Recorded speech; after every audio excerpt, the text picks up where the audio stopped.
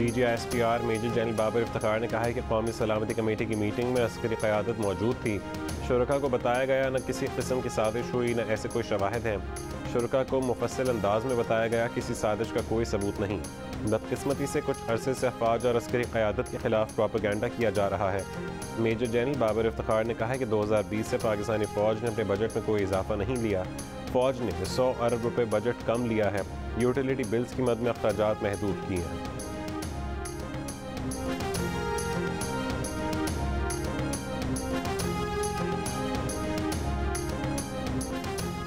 DGISPR major general Babar Iftikhar ने कहा है कि परवेज़ मुशर्रफ को वापस लाने के लिए उनके ख़ानदान से राबता किया गया।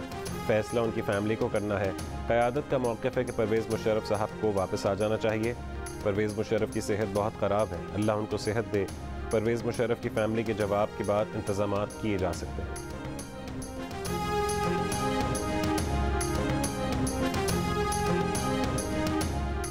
नून लीग के कायद नवाज शरीफ ने कहा है कि उनकी परवेज़ मुशर्रफ से कोई ज़ाती दुश्मनी या अनाद नहीं चाहते कि अपने प्यारों के बारे में जो सदमे सहना पड़े वो किसी और को सहना पड़े। परवेज़ मुशर्रफ की सेहत के लिए अल्लाह ताला से दुआ गो हैं। परवेज़ मुशर्रफ वापस आना चाहें तो हुकूमत सहूलत फराहम करे।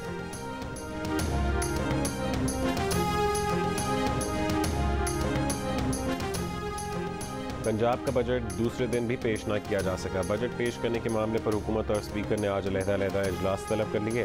गवर्नर पंजाब ने दोपहर 2 बजे ऐवान इकबाल में असम्बली का इजलास तलब कर लिया, जबकि स्पीकर ने इजलास दोपहर 1 बजे तक मुलतवी कर दिया। ऐवान इकबाल के इजलास में सेक्रेटरी असम्बली कौन होगा, असम्बली का स्टाफ कहाँ से आएगा, पंजाब असम्बली का स्टाफ स्पीकर के इजलास में ड्यूटी देगा या ऐवान इकबाल में, नए सवालात खड़े हो गए।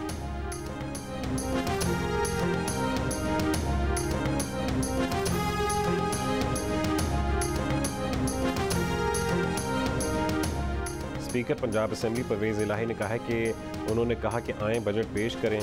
कानून के मुताबिक इजलास जारी था। बजट पर बात करने की बजाय लगारी साहब ने कहा है कि गवर्नर ने इजलास ख़त्म कर दिया। रूल्स के तहत गवर्नर सेक्रेटरी असम्बली को लिखता है, किसी और जगह इजलास नहीं हो सकता। ये गैर कानूनी इजलास है और मजाक है। स्पीकर के होते डिप्टी स्पीकर इजलास नहीं कर सकता। सूबाई वज़ीर अता तारड़ कहते हैं कि 2 दिन स्पीकर साहब की आना अड़े आ गई। आज ऐवान इकबाल में इजलास की सदारत करें, वेलकम करेंगे, आपको दिखाएंगे कि जमहूरी रवायात क्या होती हैं। अगर वो यहाँ गैर आइनी इजलास करना चाहते हैं तो करें।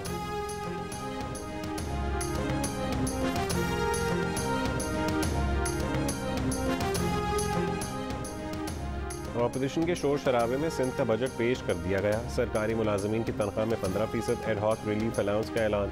ग्रेड 1 से 16 के सरकारी मुलाजमीन की बुनियादी तनख्वाह में 33% इजाफा होगा। 1 जुलाई से पुलिस कांस्टेबल्स का ग्रेड 5 से बढ़ाकर 7 करने का फैसला। 1700 अरब रुपये से ज़्यादा के बजट में तरक्याती प्रोग्राम के लिए 332 अरब रुपये मुख्तस। महकमा ज़राअत और आबपाशी के तरक्याती प्रोग्राम के लिए 36 अरब। महकमा दाखिला, पुलिस और जेल खाना जात के लिए 124 अरब। तालीम के लिए 32 अरब रुपये रखे गए।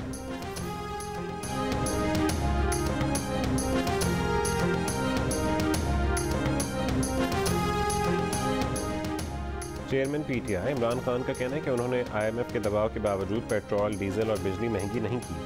मौजूदा हुकूमत ने उनके 3.5 साल दौर से ज़्यादा महंगाई कर दी। इमरान खान ने फिर दावा किया कि वो रूस से 30% तेल सस्ता खरीद रहे थे। ब्यूरोक्रेसी में करप्ट लोगों को आगे लाने का इल्ज़ाम लगाते हुए इमरान खान ने कहा, मौजूदा हुक्मरान पाकिस्तान का निज़ाम तबाह कर रहे हैं।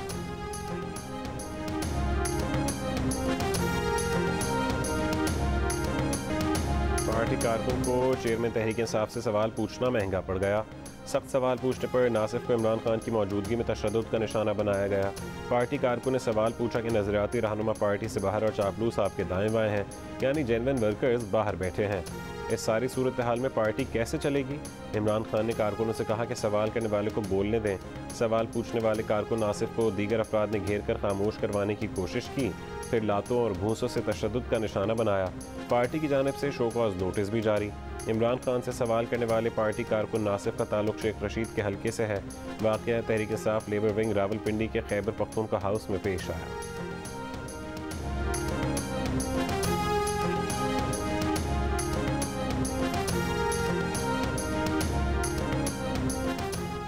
लाहौर में थाना फैक्ट्री एरिया के इलाके में एक घर से खातून समेत 4 अफराद की लाशें मिली हैं। पुलिस ने शुबा जाहिर किया है कि मुलजिम रिजवान ने मियाँ बीवी और दोस्त को कत्ल करने के बाद खुदकुशी कर ली। इब्तदाई रिपोर्ट के मुताबिक कत्ल होने वालों में दर्जी आसिफ और उसकी अहलिया शामिल हैं। हलाक होने वालों में अजीज़ और रिजवान भी शामिल हैं। रिजवान और आसिफ की घरेलू मामलात पर रंजिश चल रही थी। बज़ाहिर रिजवान ने 3 अफराद को कत्ल करके खुदकुशी कर ली। वज़ीर आला पंजाब हमजा शहबाज का show cause notice, CCPO Lahore से रिपोर्ट तलब।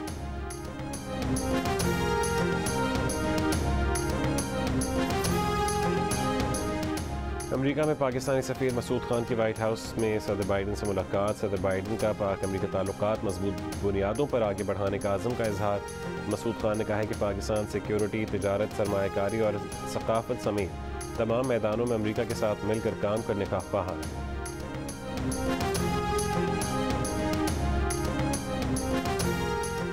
और भारत मुसलमान मुजाहिरीन पर तशद्दुद और क्रैकडाउन बंद करे, एमनेस्टी इंटरनेशनल का भारत से मुतालबा। कहा, मुजाहिरीन पर ताकत का बेतहाशा इस्तेमाल इंसानी हुकूक के आलमी क़वानीन की खिलाफ वर्जी है। मनमानी हिरासत, घरों की मिसमारी भी इंसानी हुकूक के आलमी क़वानीन की खिलाफ वर्जी है। एमनेस्टी का हिरासत में लिए गए मुजाहिरीन की फौरी और गैर मशरूत रिहाई का मुतालबा।